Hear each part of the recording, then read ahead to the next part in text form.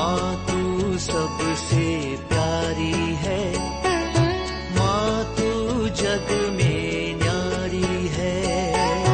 माँ तू सबसे प्यारी है, माँ तू जग में न्यारी है। अपने आंचल में रखना, अपने आंचल में रखना, हमें वरदानों से भरना। माँ तू सबसे प्यारी है, माँ तू जग में न्यारी है। माँ तू सबसे प्यारी है, माँ तू जग में न्यारी है। पिता, पुत्र और पवित्र आत्मा के नाम पर आमीन। आप सबों को जय यीशु।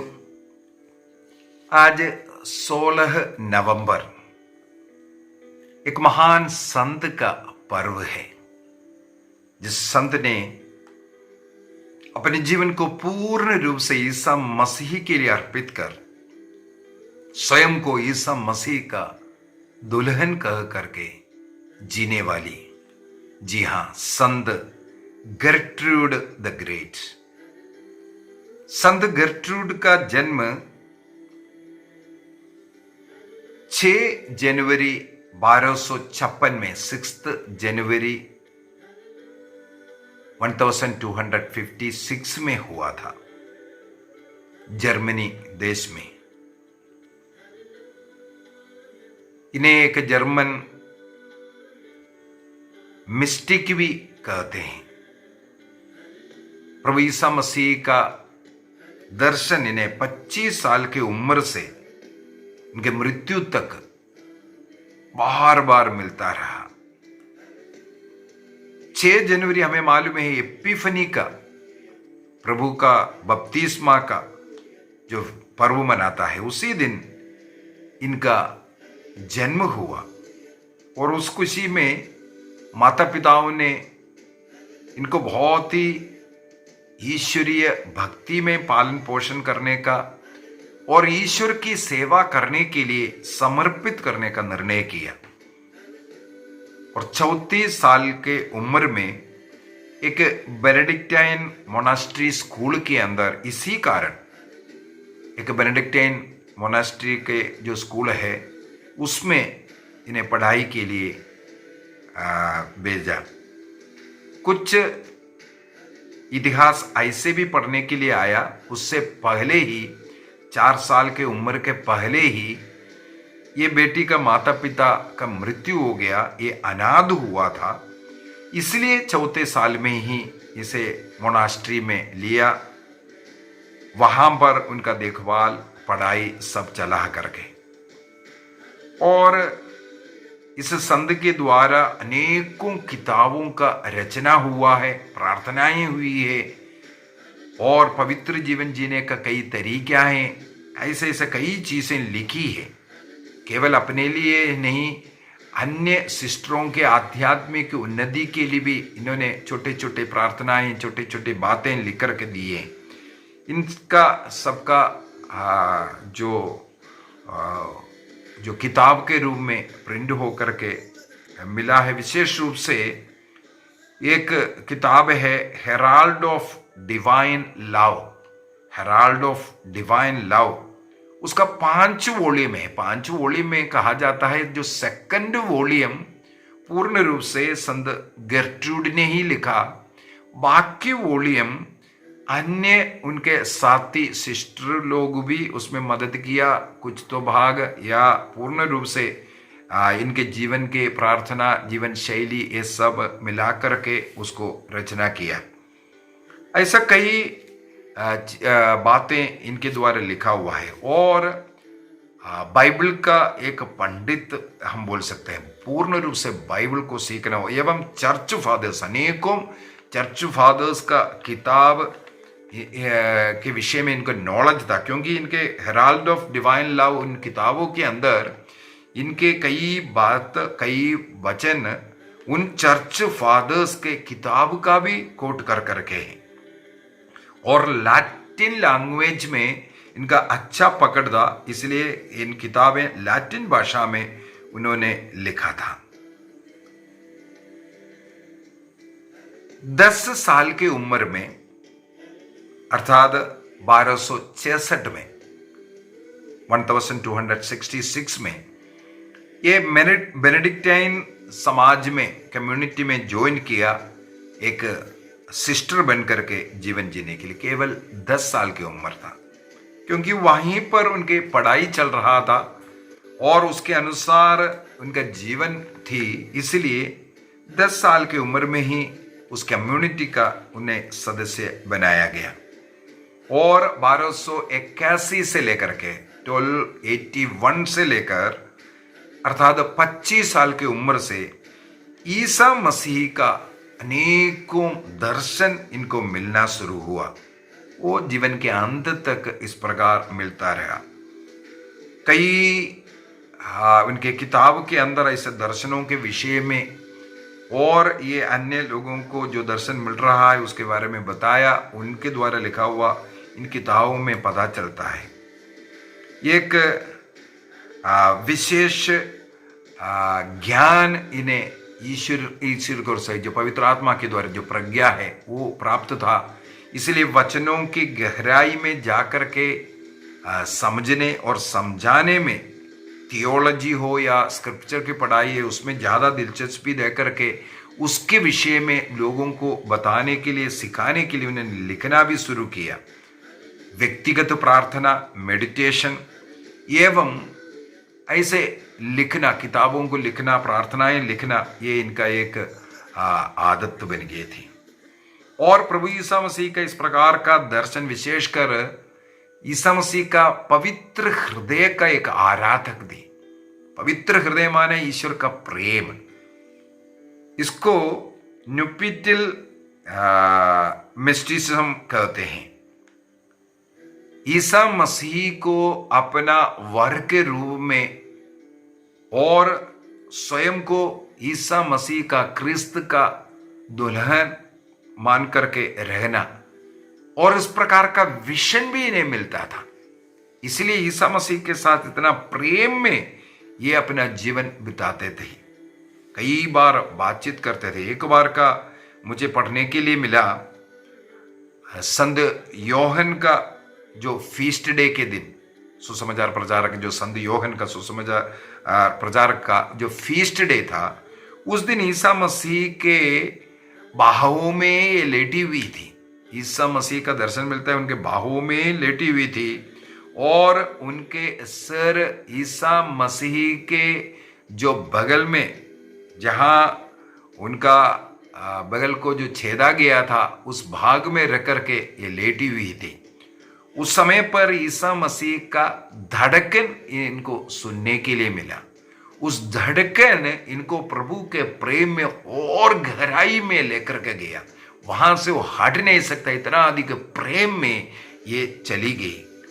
तब संत योहन का भी दर्शन मिला। संत योहन से पूछने लगे, जब अंतिम भोजन के समय पर आप प्रभु ईसा मसीह के बगल में इस प्रकार लेटा, क्या आपको भी ये धड़कन, ये संगीत सुनाई दिया था? अगर सुनाई दिया था तो आपने अपना सुसमाचार में या लेख में क्यों नहीं लिखा? हमें मालूम है बाइबल के अंदर सबसे ज्यादा ईश्वरीय प्रेम के विषय में लिखने वाला व्यक्ति संत योहन है। सबसे ज्यादा ईश्वर प्रेम है, ईश्वरीय प्रेम के विषय में लिखने वाला व्यक्ति संत योहन है। उस संत योहन से इस संत गेर्ट्रूड पूछती है, यदि आप उस दिन जब प्रभु के बगल में अंतिम भोजन के समय पर, हम लोग बाइबल में पढ़ते हैं ईसा मसीह का एक शिष्य अर्थात ये योहन ईसा मसीह का बगल की ओर लेटा हुआ था, यदि आपने ये संगीत, ये धड़कन सुना है तो आपने क्यों नहीं लिखा? ये लोगों का भक्ति को और बढ़ाएगा, लोगों का जो प्रेम प्रभु के प्रति है वो और बढ़ाने वाला है। तब संत योहन ने उनको जवाब दिया, मैंने इसलिए सुसमाचार में या लेख में इसलिए नहीं लिखा, मैं इसको उस समय के लिए रख छोड़ा है जब संसार में या लोगों के हृदय में, मन में ईसा मसीह के प्रति जब प्रेम ठंडा हो जाता है, प्रार्थना भक्ति या मसीह से जब लोग दूर जाने लगेंगे, तब इस धड़कन उन लोगों के लिए प्रेमाग्नि के रूप में बन करके उनके मन में यह प्रभु के प्रति, मसीह के प्रति प्रेम बढ़ते जाएगा। मतलब इस संत गर्ट्रूड के समान हमें भी प्रभु को ऐसा प्यार करना है जैसे मेमने का उस विवाहोत्सव का तैयारी हम लोग कर रहा है। स्वर्ग राज्य में मेमने के साथ रहने का, कलीसिया के साथ मेमने का विवाह संबंध अर्थात ये प्रेम संबंध होना है। ये प्यार इस संसार से जैसे संत गर्ट्रूड को अनुभव हुआ, हमें भी मसीह के प्रति, मसीह के छाती में लटने का, मसीह के लिए सब कुछ त्यागने का ऐसा एक प्रेम का जरूरत है। ये संत गर्ट्रूड हमें सिखाते हैं। कई ऐसा संत है, संत गर्ट्रूड के इस जीवन को पढ़ करके जीवन जिया और लोगों को सिखाया ऐसा जीवन जीने के लिए। जैसे कि मैंने पढ़ा, संत फिलिप नेरी हो या संत फ्रांसिस डी सेल्स हो, अपने जीवन में भी इस संत का कई प्रार्थनाएं और अन्य लोगों को भी बताते थे ऐसा प्रार्थना करने के लिए। विशेष रूप से संत गर्ट्रूड शोधकाग्नि के आत्माओं के लिए प्रार्थना करते थे। उनका लिखा हुआ एक प्रार्थना भी है इसके लिए। और एक ऐसा रोमरी है, ये लोगों ने चलाया था, उसको संत पापा लियो 13वें ने मना किया। ये है संत गर्ट्रूड का लिखा हुआ शोधकाग्नि के आत्माओं के लिए जो लिखा हुआ प्रार्थना। वो एक बार पढ़ो तो 1000 आत्माएं शोधकाग्नि से रिलीज हो जाएगा, स्वर्ग जाएगा करके। तो संत पापा लियो 13वें ने एक घोषणा किया है, कोई भी व्यक्ति ऐसा ये ना सिखाए कि कोई प्रार्थना, ये फलाना प्रार्थना करेगा तो इतना आत्मा स्वर्ग जाएगा, इतना लोगों को मुक्ति मिलेगा, ऐसा कर करके बोलना कैथोलिक कलीसिया में मना है। तो कुछ लोग तो इसका प्रचार करते हैं, संत गर्ट्रूड का ये प्रार्थना करेगा तो एक समय पर 1000 आत्माएं रिलीज होगा। ये ना इनके किसी किताब में लिखा हुआ है, ना इनके फॉलोवर्स के द्वारा लिखा हुआ, कहीं भी पढ़ने के लिए मिलता नहीं है। लेकिन ये रूमर्स फैलाया गया, मुझे ये पढ़ने के लिए मिला है, और वो कैथोलिक कलीसिया आधिकारिक रूप से उसका खंडन भी किया हुआ है, इसलिए इसका प्रचार नहीं करना। लेकिन संत गर्ट्रूड का इस किताब में हमें ये पढ़ने के लिए मिलता है, हेराल्ड ऑफ डिवाइन लव। इस किताब के अंदर ये पढ़ने के लिए मिलता है, शोधकाग्नि के आत्माओं के लिए निरंतर प्रार्थना करते रहना है, उनके लिए मिस्सा अर्पित करना है। विशेष रूप से हमें मालूम है जो ग्रिगोरियन मास, मृत्यु से 30 दिनों तक लगातार मिस्सा अर्पित करने को ग्रिगोरियन मास कहते हैं। इस मिस्सा बलिदान अर्पित करने के विषय में भी उन्होंने लिखा है इस प्रकार। वो कलीसिया का आधिकारिक एक तरीका है, ग्रिगोरियन मास, मिस्सा अर्पित करना शोधकाग्नि के आत्माओं के लिए, हमारे परिवार से मृत लोगों के लिए मिस्सा अर्पित करना। उनमें से एक है ग्रिगोरियन मास कहते हैं। लगातार 30 मास पहले एक ही पुरोहित के द्वारा किया जाता था, लेकिन आजकल नियम में किसी और अन्य पुरोहित से भी करवा सकता है, लेकिन उसमें ब्रेक ही नहीं होना चाहिए। लगातार 30 मिस्सा अर्पित करता है। और साथ ही साथ पुण्य कार्य करना, पुण्य का कार्य करना, कुछ अन्य प्रार्थनाएं करना, ये सब हमारे मृत लोगों को पाप से मुक्ति मिलने के लिए, उनका प्रायश्चित के रूप में हम अर्पित कर सकता है, उनके शुद्धिकरण के लिए। इस संत को वेस्ट इंडीज के पेट्रनस के रूप में वहाँ उस देश ने चुना है। और संत पापा बेनेडिक्ट 14वें ने से इस संत को गेर्ट्रूड द ग्रेट टाइटल दिया। किसने दिया? संत पापा बेनेडिक्ट 14वें ने द ग्रेट टाइटल दिया, क्योंकि कई गेर्ट्रूड संत लोग हैं, उनमें से महान संत के रूप में इन्हें घोषित किया है। इनके द्वारा अनेकों आत्माओं को बचाने का कार्य और ईश्वर का प्रेम में विशेषकर पवित्र हृदय का भक्ति। एक बार मुझे ये भी पढ़ने के लिए मिला है, संत गेर्ट्रूड मसीह से इतना प्रेम करते हैं, तो ईसा मसीह ने एक बार संत गेर्ट्रूड से यही सवाल किया, आप क्या चाहती हो? बोला, मुझे आपका प्रेम चाहिए, आपका हृदय चाहिए। तो ईसा मसीह ने तुरंत बोला, यदि तुम मुझे मेरा हृदय चाहते हैं, तुम अपना हृदय मुझे दे दो। अर्थात ईश्वर का प्रेम हम तब पूर्ण रूप से अनुभव कर सकता है जब हम पूर्ण रूप से अपने को प्रभु के लिए अर्पित करें। तो आइए हम एक निर्णय करें, आज संत गेर्ट्रूड के इस पर्व के दिन संत गेर्ट्रूड जैसे उदाहरण हमें दिखाया, वो प्रभु का दुल्हन बनकर के रहने के लिए, प्रभु को अपना दुल्हा मान करके अपने को सर्वस्व, अपना सर्वस्व उस प्रभु के लिए अर्पित कर, प्रभु के करीब रहने के लिए हृदय से चाहने वाली और जीवन में अनेकों बार प्रभु का दर्शन मिलने वाली, प्रभु का संदेश मिलने वाली उस संत का मध्यस्थ मांगते हुए उस संत के समान हृदय से प्रभु को प्यार करने की कृपा मिले।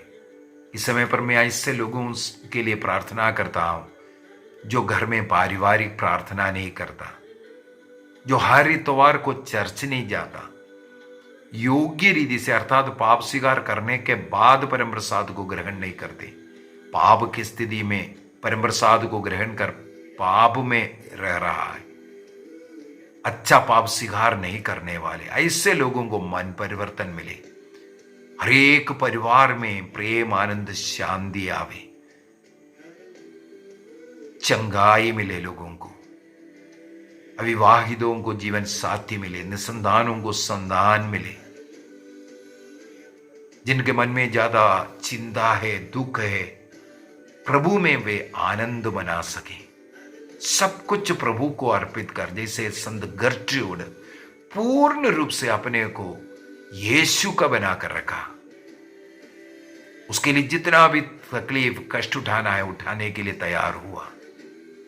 हमें भी एक निर्णय करना है, मुझे यीशु मिल गया, सब कुछ मिल गया, यीशु के अलावा मुझे कुछ नहीं चाहिए। यही एक निर्णय करें, यीशु में आनंद मनाएंगे, ये निर्णय करें। पिता, पुत्र और पवित्र आत्मा के नाम पर आमीन। आप सबों को जय यीशु।